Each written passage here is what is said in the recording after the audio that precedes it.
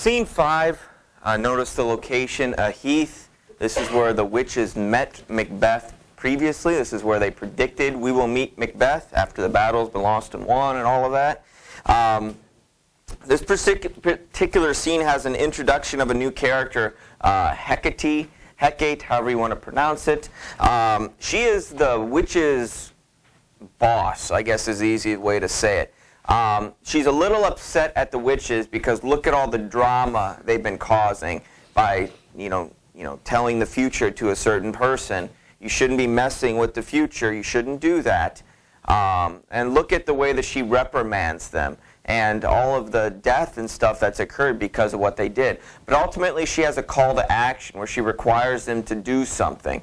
See if you can figure out exactly what it is she wants those witches to do. Because at the end of Act 3, at the end of Scene 4, Act 3, we saw the banquet scene, and Macbeth was kind of going nuts with the ghosts of banquet, and he said that, tomorrow, in the future, I'm going to go see the Weird Sisters again. I'm going to go see the witches and find out my future. Okay?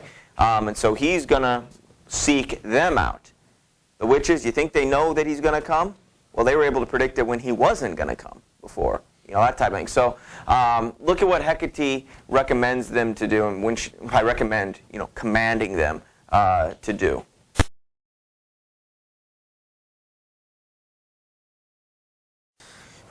So the first witch addresses her, "Why, how now, Hecate, you look angry. Well, have I not reason, hags, as you are saucy and overbold? How dare you tell these things to Macbeth? How dare you share this?" So she's reprimanding them pretty fiercely. And you can imagine the hags probably don't like to be talked to like that. You see at the very last line, "Quick, let's get away. She'll come back soon." And so they're trying to get away. But ultimately, she's upset about them for all of the damage that their prophecies have caused. Not that they were lying, they were telling the truth, but you shouldn't be telling mortals and people with ambition like that, what the future's going to be. Because it could impact, the fabric of time, which we saw it actually happen.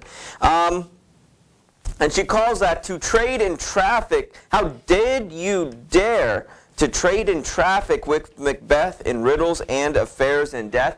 Notice kind of the little rhyme. She's really the only character in this play that has these rhymes playing out and such, these couplets, and it's kind of a neat little interjection difference of pattern in prose, or styles of prose.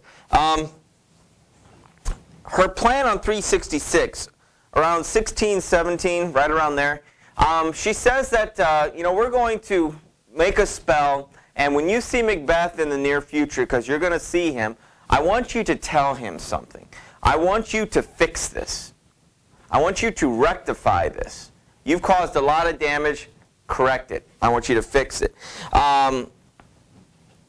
Your vessels and your spells will provide your charms and everything besides. Then jump down to 29.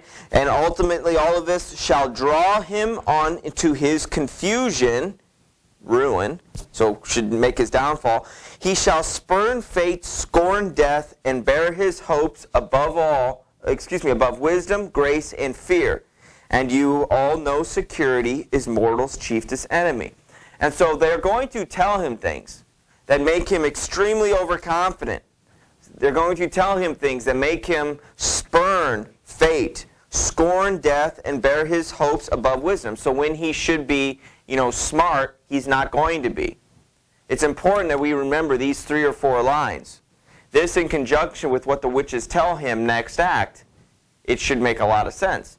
So we want you to tell him things that will make him sound invincible. We want you to make him sound and be, just the ultimate, that nothing can harm him, so that he is going to scorn fate and dismiss all of these other things.